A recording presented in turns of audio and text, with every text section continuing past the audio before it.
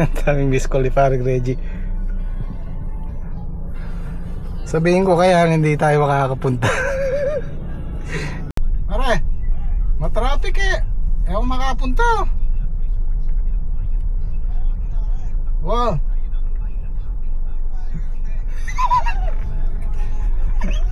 Alitsuna ako kaya kilol. Sige.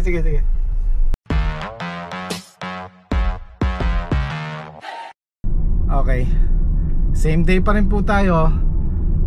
At unang-una sa lahat, happy birthday kay Lolo Boy. Yan, papunta tayo doon. Imbitahan tayo ni paring Reggie. Kasama yung gym squad. Maaga kaming umuwi. Alas 3 gumayak na kami. So tara. Sana magkita-kita ulit yung mga magkukumpare doon. So abangan nyo po sino yung magiging bisita ni paring Reggie. Anyone who ever held you would tell you the way I'm feeling. Sana bukas pa yung bibilhan ko. I'm sure maraming magdadala ng cake kay Lolo Boy. So iibahin ko yung sa akin. Kung bukas pa. Wow. Okay.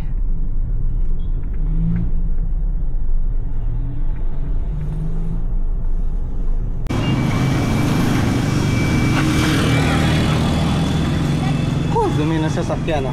Okay, let's go.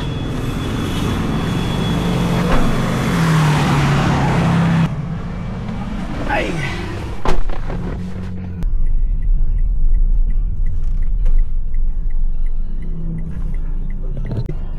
Busog na kayo dito para si Patrick dyan ang sasakay. Hindi na sa kanila. Marami nang miss call si paring Reggie. Pag tumawag siya ulit, sasabihin ko hindi ako makakapunta. Okay, let's go. Mag-seatbelt ka kayan. Wala pa kaya? Pero layo pa. Sabi tayo dun. Layo pa yung Patrick.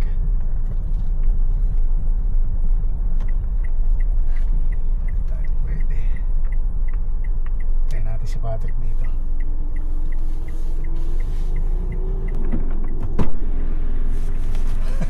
Hello po. Saan ka pupunta, Trek? Makikipag-birthday po tayo. Lakasan mo, Trek. Yan.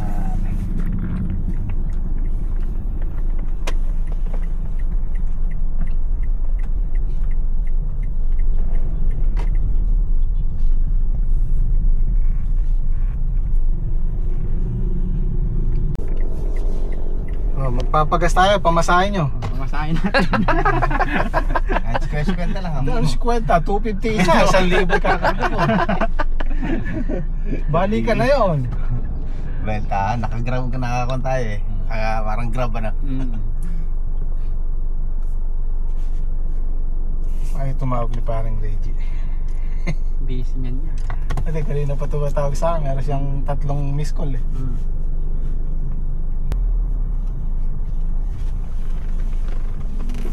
Yeah.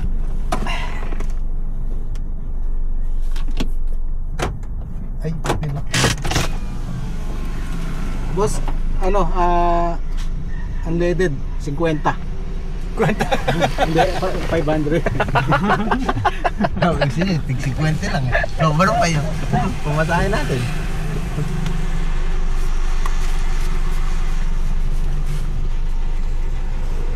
Nagtaka ka sa akin yung pump eh. Tukot, kaya ka 50.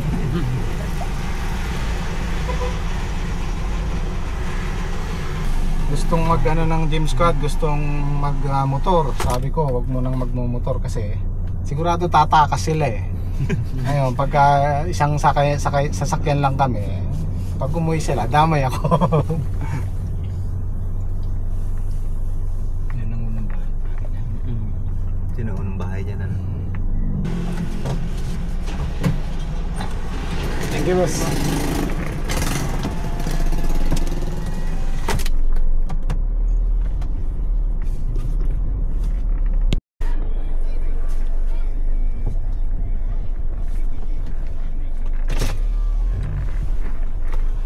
Are, happy birthday. Sama mo ba yung ano? Boss, happy birthday. Oh, Happy birthday, boss. Parang kami na una. Ako paano kami lalabas mamaya?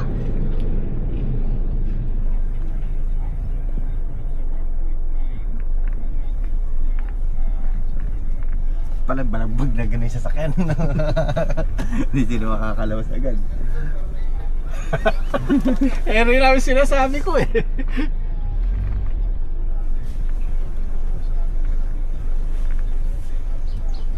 Okay.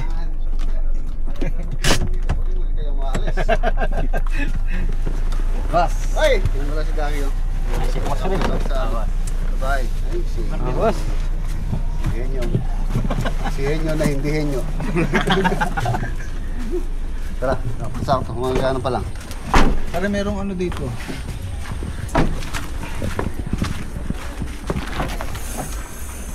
Yun yung pala. Oo. Yun yung pinagyan. Bang ano? Parang himagas. Sabi ko na dapat mamaya pa tayo. May ipit tayo. Ako?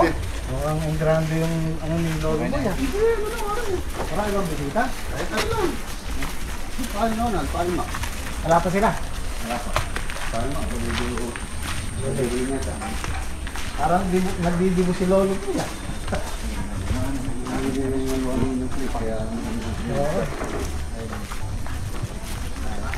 Boy!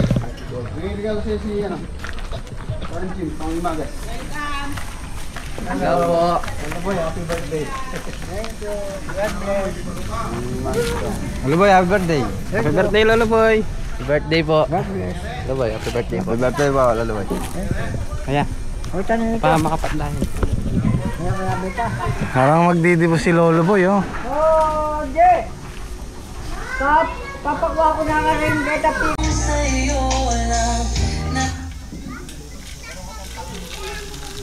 Are. Okay na, nakauwi na. Yan pa na ba ano? Yung ay, saka ubo.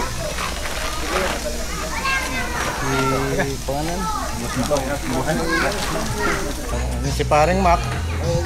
Si paring Donald. Nakarating ko lang din. Okay. Si paring Mac, si paring Jim. Ay, ayos pa. Jim Squad. Ay, syempre sa mga bisita po ni Lolo Boy, and habang inaawitan po namin kayo, or mga paborito niyo pong awitin, pwede niyo po sabihin sa amin. Happy birthday!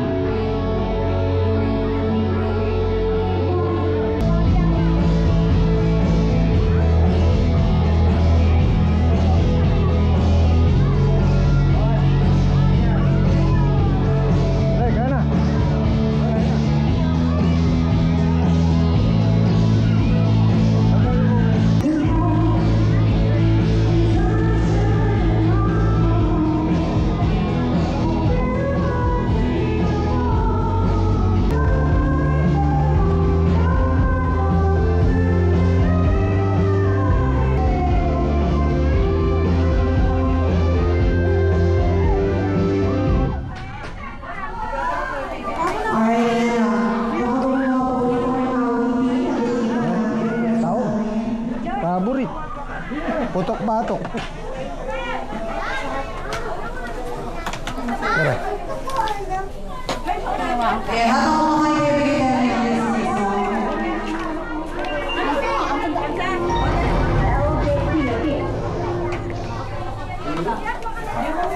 Suso.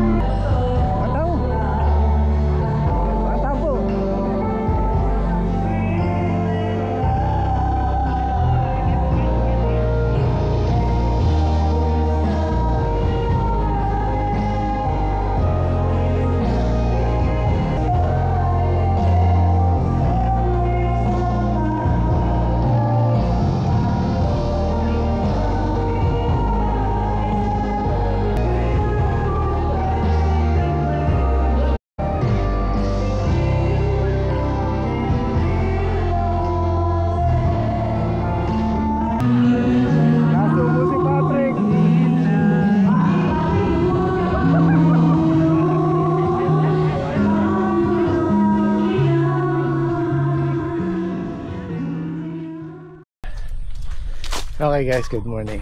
Tinanghali ako kasi masakit yung nalamigan yung lalamunan ko. Ayan, masakit. Lagay ko ano to, sipon. Ano na kami nakauwi kagabi, mag alas 12. Pinagde-day off ko yung gym squad. Kung gusto nyo ka ako mag day off, pwede, papasok daw sila. So, Sunday hindi rin tayo pwede mag day off kasi pipitas tayo bukas. Nag-i-spray sila. May uod na kasi yung ano eh.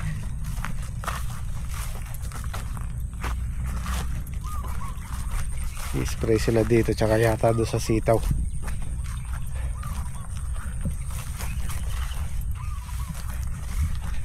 Tapos meron pang natirang 2, 3, 4, 5, 7 grass cutting. Ito malinis na to eh.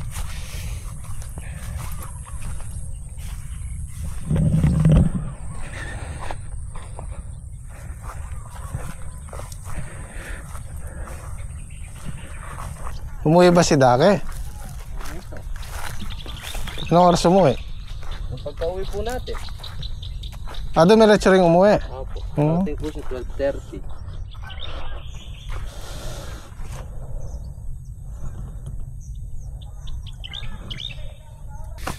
Meron tayong bagyo bukas yata. Mamayang gabi. Kaya lang, ang init. Ang init na singaw.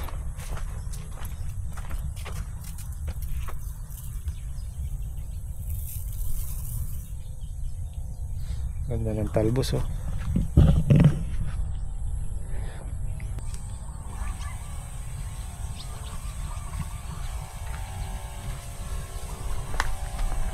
Yan, pagka ganyan pakaliliit, di namin ginagamit yung power spray na malakas ang pressure. Ito munang decharge para hindi sila nagpupuwersa, nabibigla. Malakas kasi ang buga nun eh.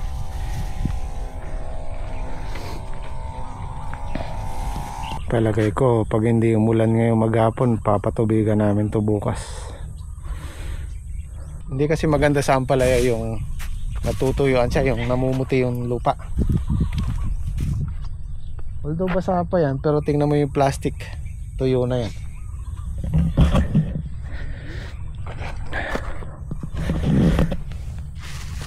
Ayan o, namumuti na. Oh.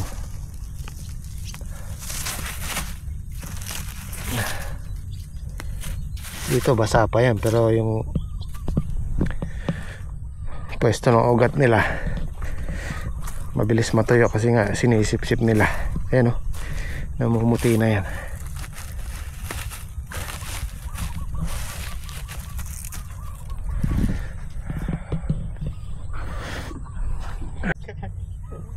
Nag-almusal ba kayo? Ba't wala kayong almusal? Meron po. Agad tsaka tuyo. Yan ni pare mo. Papuyo na yung panahon na pare. Kaya din mong dalang dun. Lagyan mo yan yung timba. Pare, Kenny, kaliwa na eh. Trek, Yeah. popost ko sa Facebook yung kagabi. Okay lang. O yeah, pwede naman. Wala namang ano eh, masama eh.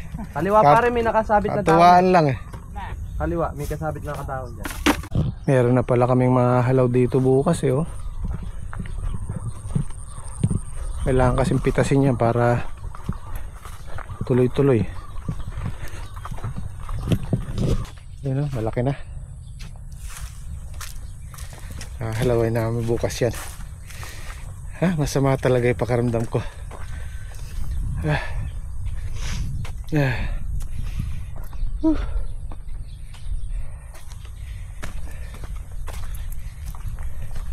Alam nyo guys, kasi ang gulay, kahit alang gulay, pag hindi mo pinitas yung mga unang bunga, parang nagsasara sila. Lalo na yung okra. Yung mga kasunod parang hindi nagtutuloy. Kaya kailangan yung mga unang bunga talagang inaalis, pinipitas. Yung mga hayaang gumulang. Ay, malinis na. Tapos na ng gym squad oh.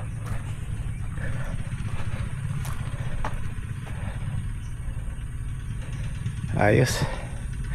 Pwede na ulit magpataba. Yung unang pataba namin, dilig. Dilig mismo sa puno. Tapos yung pangalawa, dilig din dito sa butas na to.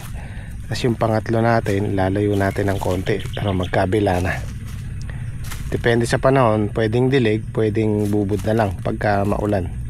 Pero pagka mainit na ganyan, mas mainam pa rin yung dilig. Tutunawin yung pataba.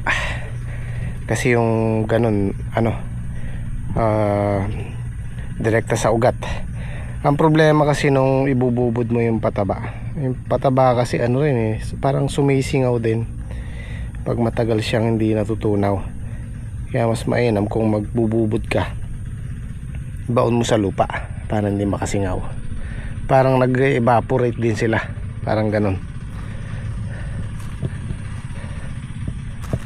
Mas malaki silang tingnan pagka malinis.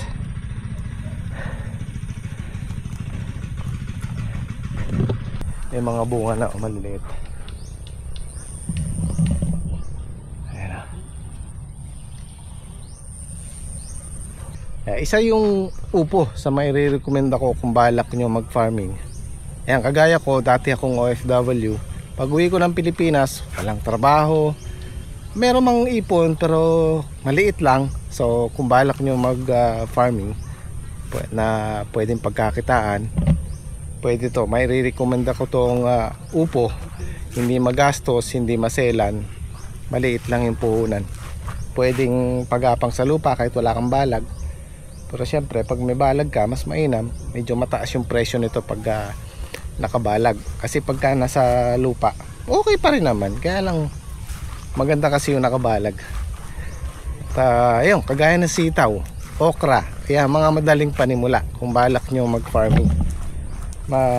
Madaling alagaan, hindi ganun kaselan, tsaka maliit lang yung maintenance, maliit lang yung gastos niya.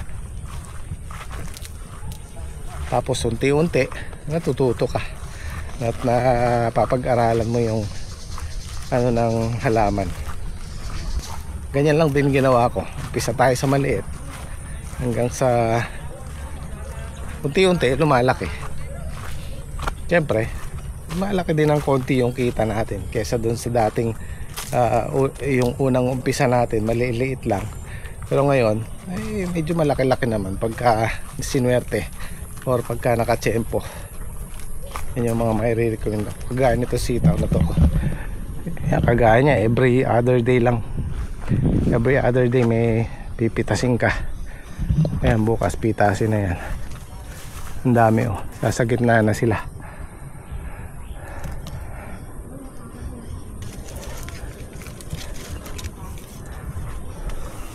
At merong mga nagtatanong, ba parang madalang daw yung pagitan namin ng sitaw. Hindi ko alam kung ang ibig niya sabihin yung tudling or yung tanim. Kasi ito guys, itong balag namin, design to para sa ampalaya. Siyempre, pagkatapos ng ampalaya, tsaka lang natin sisingitan ng sitaw. Pero para sa akin yung sitaw maganda, ganito lang ang pagitan. Siguro mga 1.5 metro. Para hindi takaw space. Tapos tungkol naman dito sa pagitan, sandang ka lang ang pagitan niya, no? Yung pagtanim ng puno. Pwede mo ring kapalan, pero para sa amin isang dangkal okay na. Tapos kada isang merong 2, merong 3 puno. Okay naman, hindi yan madalang. Makapal na po yan. Depende sa inyo, pwede mong kapalan. Pero kasi pagka itong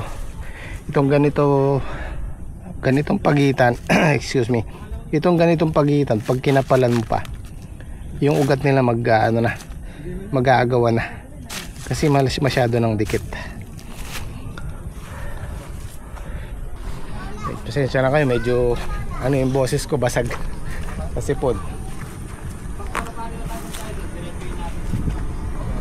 Okay, bukas naman. Paano yan nyo? Walang sahod. Bukas na lang yan, meron na parang bukas. Kaya pala matamlay. Tamlan niya Nakakalimutan ko yung sahod nila Pag-deliver pa ako Yan, babalid daw si yan, dos para sakto daw 5,000. Hindi, magde-deliver muna ako. Alang niya yung bali, hindi pa bawas, padagdag ah. Hindi na mabawasan na, dadagdagan pa. Eh di ba yan tuwid yung bali na? Oh, Dadagdag na pa daw dos. Para mag sakto 5,000. Ang tete. Di ba ikaw, 2,500 din yung sa'yo? Ay di ay, O, gawin mo ng 5,000 to. 1,000 lang yung sa akin. Oh, nung isang araw, 1,800 pa ngayon. 1,000 na lang. Di pa mo.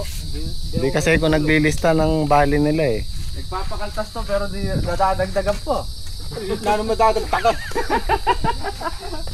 Hindi ako magpapakaltas ngayon. Teka lang, Oh. kunin ko yung kaldero. Hindi, magkano pa? 1,000 lang yan yung ano. Balik ko. Sabi mo nung nakaraan, 1,800 pa. 1,000 lang yan. 1,000 na lang ba? Oo yan. Dapat yata maglilista na ako ah. Pareho na kayo. Deliver mo na ako sa palas. Dali mo na to para hindi na kayo bumalik bukas.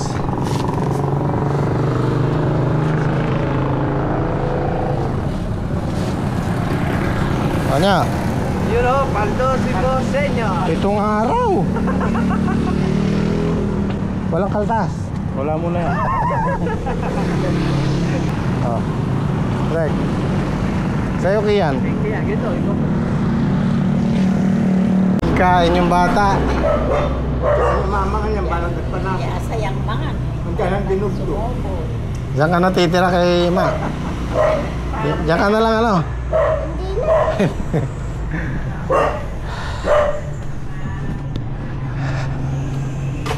Okay guys, I guess bukas naman po ulit. Ay, sana hindi na lumalayo si Pongko. Maraming salamat po.